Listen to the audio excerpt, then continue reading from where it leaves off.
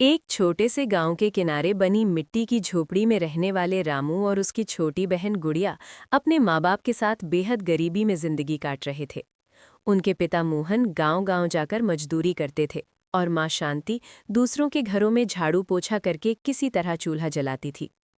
कई बार ऐसा होता कि घर में अनाज खत्म हो जाता और चारों लोग पानी पीकर सो जाते, लेकिन माँ बाप बच्चों को कभी अपनी परेशानी महसूस नहीं होने देते थे।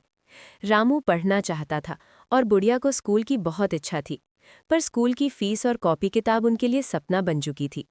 रामू कई बार स्कूल से बाहर बैठा रहता क्योंकि उसके पास फीस नहीं होती। एक दिन गुड़िया बीमार पड़ गई। बुखार इतना तेज था कि वो होश में नहीं थी। डॉक्टर ने दवा लिख दी, लेकिन पैसे नहीं थे।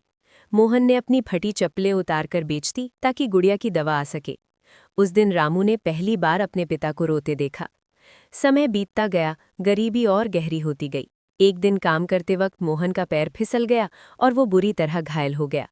अब घर की सारी जिम्मेदारी रामू पर आ गई। उसने कम उम्र में मजदूरी शुरू कर दी। ईंटें उठाईं, चाय की दुकान पर काम किया। कई बार मालिक ने पैसे नहीं दिए, कई रातें भूखे पेट गुजरी, लेकिन वो हर दिन अपनी बहन के लिए कुछ न कुछ लेकर घर आता। माँ शांति बेटे की हालत देखकर अंदर ही अंदर टूटती जा रही थी। एक दिन ज्यादा काम और भूख की वजह से शांति बेहोश होकर गिर पड़ी। अस्पताल ले जाने के लिए पैसे नहीं थे। रामू अपनी बहन को गोद में उठाए अस्पताल की सीढ़ियों पर बैठा रोता रहा। लोगों की भीड़ थी, लेकिन किसी ने मदद नहीं की। आखिर एक बुजुर्ग ने कुछ पैसे दिए, जिससे इलाज हो सका।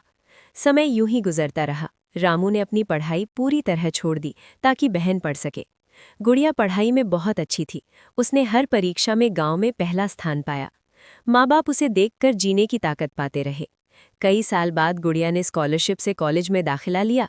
उसी दिन मोहन ने बेटे का हाथ पकड़कर कहा, बेटा, तूने अपनी जिंदगी कुर्बान कर दी हमारी खातिर। रामू बस मुस्कुरा दिया। कॉलेज खत्म होते होते मोहन की बीमारी बढ़ गई और एक रात उसने रामू के हाथों में दम तोड़ दिया। घर में मातम छा गया। रामू टूट चुका था, लेकिन गुड़िया ने उसके हाथ पकड़कर कहा, भैया, अब मेरी बारी है। पढ़ाई पूरी करके गुड़िया एक अच्छी नौकरी पर लगी। उसने सबसे पहले अपने भाई और माँ के लिए पक्का घर बनवाया। माँ शांति ने पहली बार चैन की सांस ली। रामू आज भी मजदूरी करता है, लेकिन चेहरे पर सुकून है।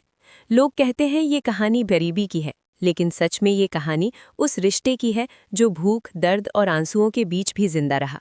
क्योंकि जब परिवार साथ हो तो सबसे बड़ी दौलत इंसानियत होती है।